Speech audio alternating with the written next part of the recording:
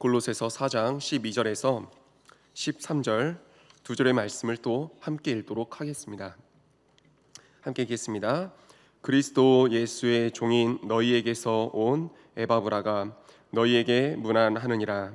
그가 항상 너희를 위하여 애써 기도하여 너희로 하나님의 모든 뜻 가운데서 완전하고 확신 있게 서기를 구하나니, 그가 너희와 라오디게아에 있는 자들과 히에라볼리에 있는 자들을 위하여 많이 수고하는 것을 내가 증언하노라.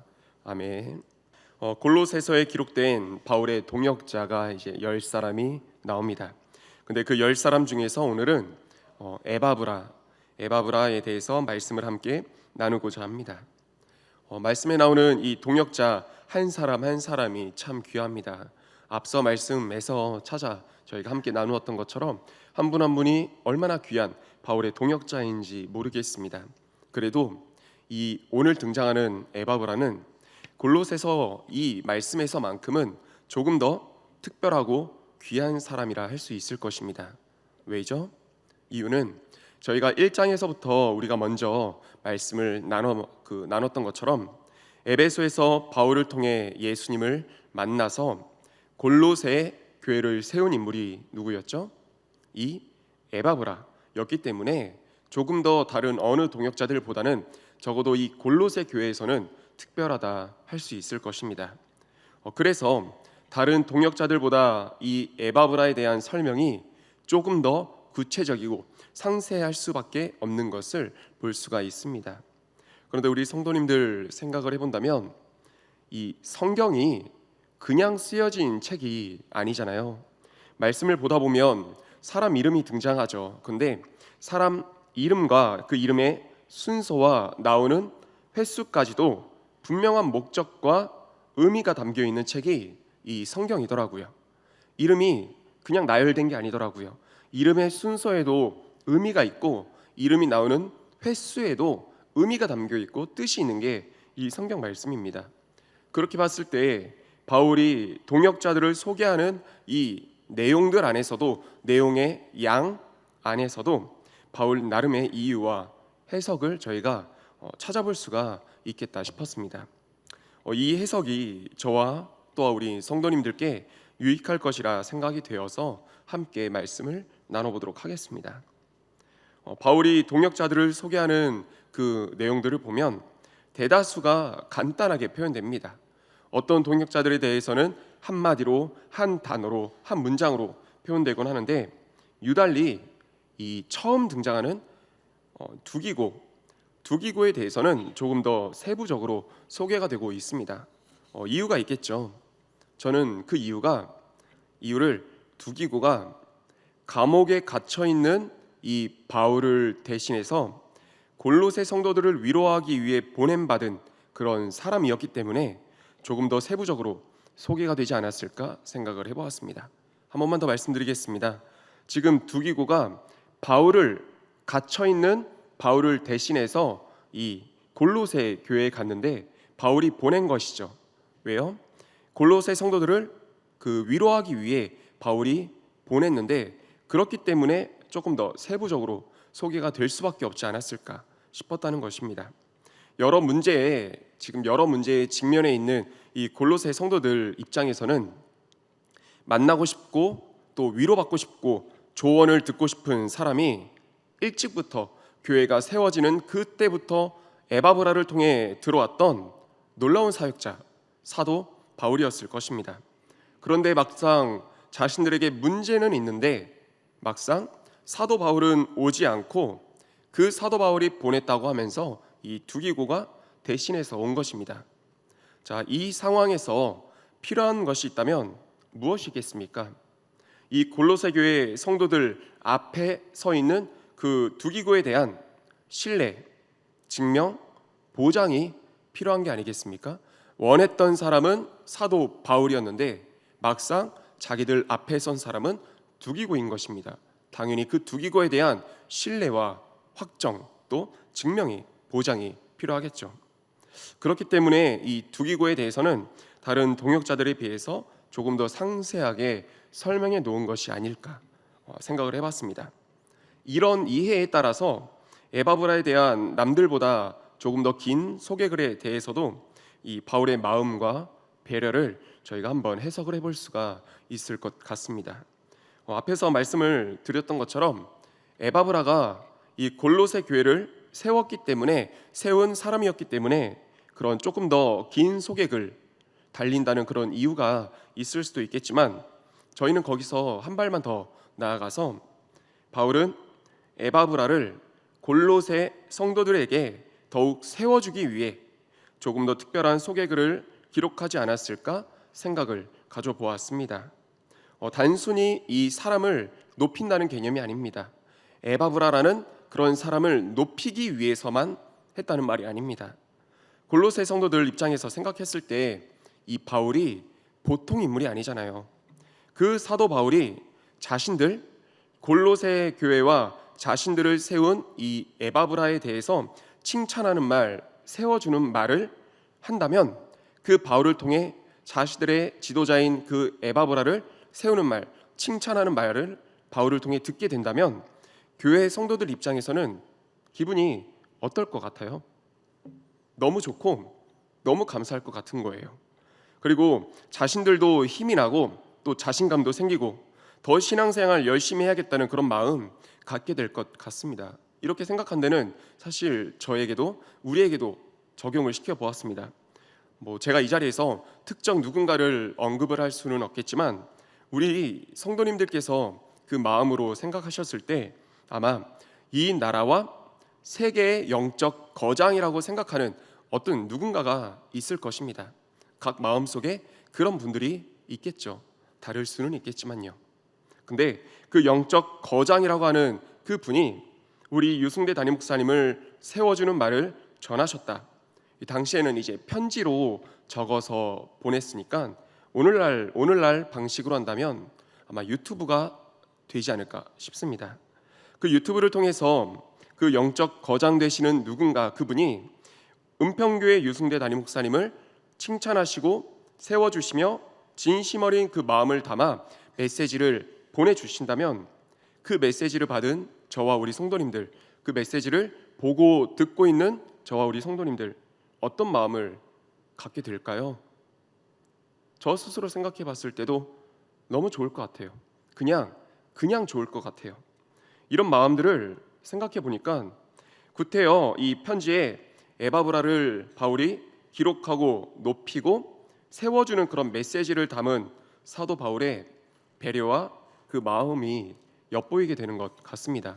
에바브라를 높임으로 인해서 그 교회 성도들로 하여금 기쁨과 이 평안을 안겨주고 또 신앙생활에 대한 열심과 도전을 안겨줄 수 있게끔 하는, 이 동역자를 내 필요한 존재로만 생각하는 것이 아니라 그 자체로 높여주고 존귀하게 여겨주는 그 배려의 그 마음, 바울의 마음을 이 말씀 가운데서 엿볼 수 있게 되는 것 같습니다. 이 사도 바울의 배려, 이 배려를 생각하면서 우리 성도님들께도 한번 권면을 드려봅니다. 우리 성도님들께서도 바울처럼 여러분 주변의 사람들을, 또한 동역자들을 세워주고 높여주고 배려하는 그런 따스한 마음의 성도님들 다 되시기를 소망하며 축복해 봅니다. 특별히 여러분이 속한 공동체의 임원분들을 세워주시고 구역장님들을 격려해 주시며, 더욱이 교구 목사님, 전도사님들께 진심 어린 그 사랑의 마음을 담아서 격려해 주시고 세워주시며 아껴주시는 배려가 우리 성도님들께 함께하기를 소망합니다. 여러분의 배려와 격려 가운데 세워지는 임원들, 또 구역장님들, 또 교구 목사님과 전도사님들 힘내시겠죠. 그 격려와 응원과 세워짐에 힘나겠죠. 그렇게 힘내어서 주께 더욱 충성하게 되고 더욱 기도하면서 더욱 성령 충만함 입게 된다면, 그 가운데서 그 영적 에너지와 그 은혜 결국 누구에게 돌아오겠습니까? 그들을 위해서 기도하고 그들을 세워주고 그들에게 격려와 사랑을 안겨주었던 여러분에게, 성도님들께 그 영적 에너지가 다시금 흘러가게 되는 것이죠.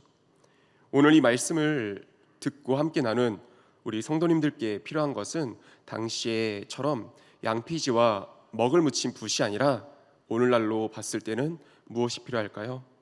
이 마음과 기도의 두 손과 또 마음을 표현할 수 있는 손가락과 그 입술의 고백일 것입니다. 만나게 된다면 감사하다고, 목사님이, 전도사님이, 구역장님이 저의 목사님이어서, 교구 전도사님이어서, 구역장님이어서 너무나 감사하고 좋다고 그렇게 마음을 표현하고 손으로도 그 마음 전달할 수 있는, 그렇게 오늘 하루 이런 서로를 세워줌에 대한 배려가 넘실거리는 우리 은평교회 오늘 하루 되기를 소망하며 축복합니다. 바울이 또 에바브라를 소개하는 그 표현 중에서 12절 중반에 보니까 이런 말씀이 있습니다. 그가 항상 너희를 위하여 애써 기도하며, 이 말씀이 있습니다. 여기서 이 애써라고 하는 이 표현은요, 바울 자신의 마음과 또 자신의 사역을 소개할 때도 나타낼 때도 종종 쓰는 그런 표현입니다. 근데 이런 의미를 가지고 있습니다. 경기장에서 선수가 결승점을 향해 온 근육을 사용해서 전력 질주하는 그런 모습을 표현할 때 이 애써라는 단어가 사용된다는 것입니다. 그렇게 봤을 때 이 에바브라가 골로새 성도들을 위해 어떻게 기도하고 있는지, 그들을 어떻게 생각하고 얼마나 그들을 위하고 있는지를 이 단어 가운데서 짐작해 볼 수 있을 것입니다. 에바브라가 애써 너희를 위하여 기도하고 있다는 이 표현에서요. 혹시 성경에서 이 에바브라처럼 애써 기도하는 그 모습, 혹시 어디에서 또 발견해 볼 수가 있을까요? 한번 생각을 했을 때 저는 이 아브라함의 기도 가운데서 애써 기도하는 그 모습을 찾을 수 있겠다 싶었습니다. 특별히 이 조카 롯을 살리기 위해서 하나님께 구하던, 하나님께 기도하던 그 모습이 애써 기도하는 그 모습이라고 오버랩되어 보여졌습니다. 창세기 18장에서 조카 롯이 있는 소돔과 고모라를 하나님께서 멸하시기 전에 하나님이 아브라함과 대화를 이어나가시죠. 소돔을 멸할 것이라는 그 하나님의 말씀에 아브라함이 묻습니다. 의인 50명이 있으면 하나님 용서하시겠습니까? 용서하시겠다고 하니 계속 기도를 이어갑니다. 또 45명이 있으면, 40명이 있으면, 30명을 찾으면, 20명을 찾으면, 10명을 찾으면 용서할 것인지 하나님께 묻고 하나님의 대답을 듣게 됩니다.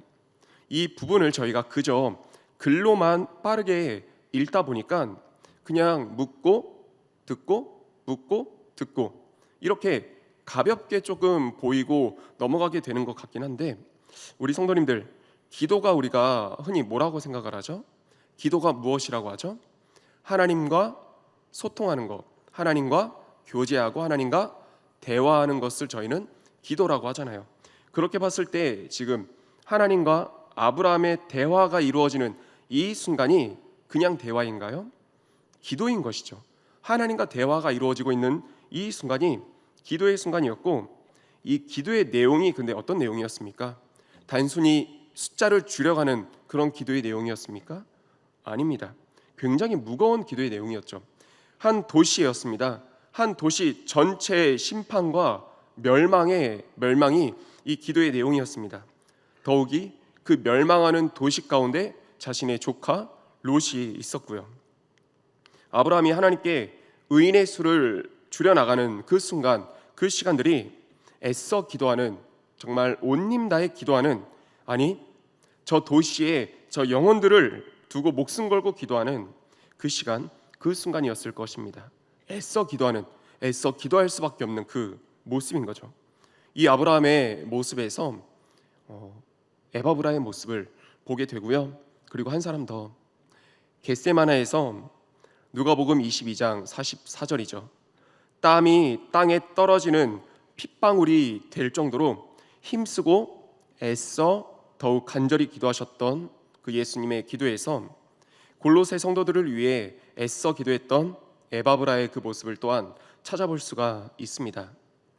아브라함이 왜 그렇게 애써 기도할 수 있었고, 에바브라는 어찌 그렇게 애써 기도한 것이며, 예수님께서는 왜 그렇게 애써 기도하셨던 것이고 기도할 수 있었던 것인지 한번 질문을 던져봅니다. 아브라함이나 이 에바브라나 예수님이나 사실상 냉정하게 본다면 그들은 누구입니까? 기도의 대상들은 다 남이었습니다. 물론 아브라함의 기도에는 조카 롯이 있기는 했지만 기도를 보면 저희가 그걸 발견하게 됩니다. 단 한순간도 내 조카를 살려달라고 기도하지 않습니다. 한마디로 저 도시의 저 영혼들을 위해서 기도했다는 것입니다. 결국 소돔과 고모라에 있는 저 수많은 사람들을 위해 아브라함은 애써 기도한 것이고 피 한 방울 섞이지 않은 골롯의 성도들을 위해서 에바브라는 애써 기도했던 것이고 자신을 십자가에 매달게 되는 그 인류를 위해서 예수님께서는 애써 기도하셨던 것이죠. 피 한 방울 안 섞인 남을 위해 애써 기도하는 것, 이것만큼은요 아무리 생각해도 논리적으로 설명할 수 있는 게 아니라 그리고 이해될 수 있는 것도 아니더라고요. 이건 그저 우리를 향한 하나님의 마음이고 하나님의 은혜일 뿐이었습니다. 어떻게 생각해도 설명이 되지 않는 일입니다. 이해가 되지 않는 일입니다. 그저 우리를 향한 하나님의 마음과 하나님의 은혜일 뿐이었습니다. 하나님께서 마음 주시지 않으면 안 되는 거죠. 하나님께서 긍휼의 마음과 사랑의 마음 그리고 애통하는 마음 주시지 않으면 애써 남을 위해 기도할 수 없는 것입니다. 남을 위해 울 수 없는 것입니다. 지금으로부터 약 130년 전입니다. 지도상에서 잘 보이지도 않고 배울 것도 없고 얻어갈 것도 없고 그 무엇도 보잘것없던 이 나라에 저 외국 땅에서 선교사님들이 발을 이 땅에 내딛기 시작합니다. 어떤 선교사님은 이 땅에 발을 내딛기도 전에 순교를 당했으며 어떤 선교사님은 이 땅에서 무언가를 해보기도 전에 이 땅 가운데 있는 그 풍토병에 걸려 순교하게 됩니다. 그렇게 순교하는 일들이 허무하게 목숨을 잃어가는 일들이 허다했지만 그럼에도 선교사님들의 그 발걸음은요 포기하지 않았습니다. 멈추지 않았습니다. 덕분에 그 멈추지 않던 발걸음으로 인해 결국 우리에게 지금 이 순간이죠. 이 순간을 선물로 안겨주게 된 것입니다. 그들 선교사님들 왜 그러셨을까요? 왜 가지 말라고 만류하는 그 조국 땅을 뒤로하고 애써 이 나라에 와서 피를 심으셨을까요? 그리고 저희가 많이 들었던 것처럼 이 땅에 오신 그 선교사님들 한 분 한 분이 당시 그 나라의 엘리트, 소위 엘리트들이었다고 하지 않습니까? 그들이 왜 그랬을까요? 누구도 이 이유에 대해서 논리적으로 답할 수 없을 것입니다. 하나님의 마음, 하나님의 은혜가 아니면 이들의 행동이 이해가 될 수 없을 것입니다. 그리고요, 이러한 일들, 이 은혜와 하나님의 마음이 담긴 이런 일들은 대한민국에서만 일어나는 일이 아니었습니다. 1956년에 미국 사회를 발칵 뒤집은 그런 사건이 있었습니다. 명문 휘튼 대학교를 수석으로 졸업한 짐 엘리엇, 많이 들어보셨죠?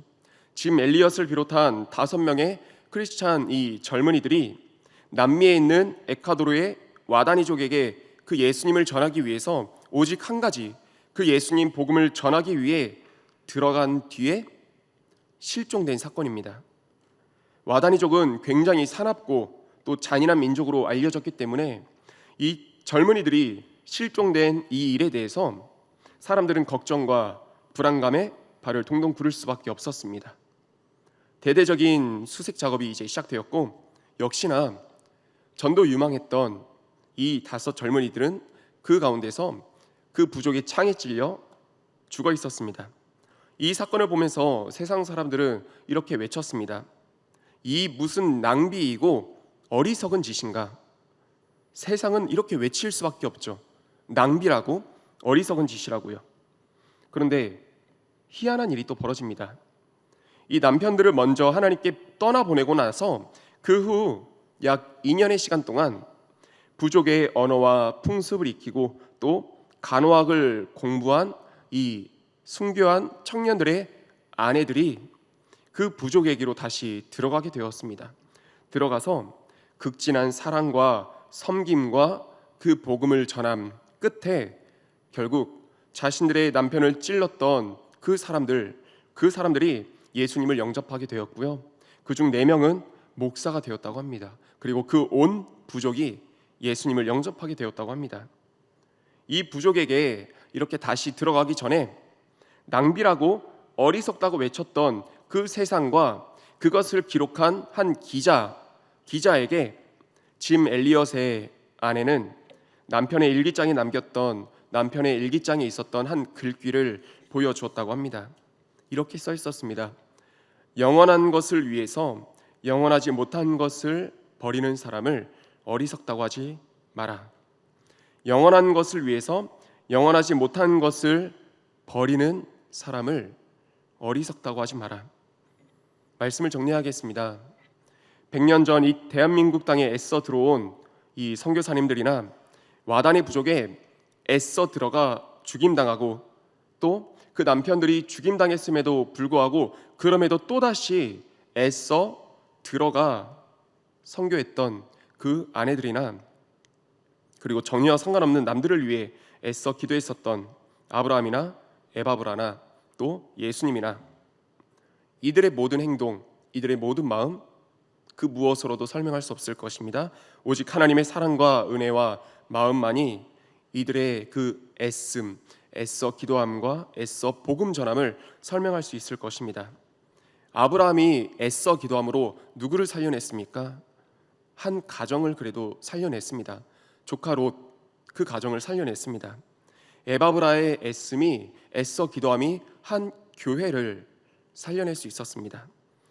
그리고 예수님의 피땀 어린 그 애써 기도함이 인류를 살려낼 수 있었습니다.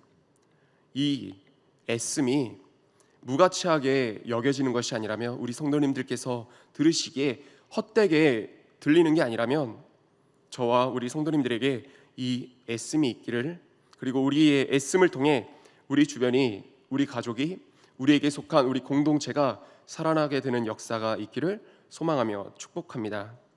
우리에게 오늘 말씀에 따라서 배려가 있고 애써 기도함과 애써 복음 전함이 있는 그런 오늘 하루와 우리의 삶과 우리 평생의 삶이 다 되시기를 주님의 이름으로 축원드립니다. 아멘. 함께 기도하겠습니다.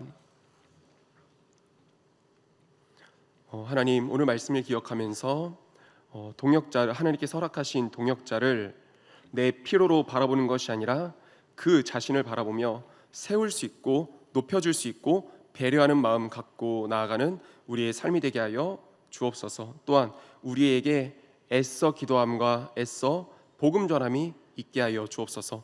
애써 힘쓰는 우리를 통해 수많은 이들을 주님께로 인도하는 데 쓰임받는 하나님의 사람들 될 수 있게 해달라고 우리 주여 한번 외치고 통성으로 기도하겠습니다.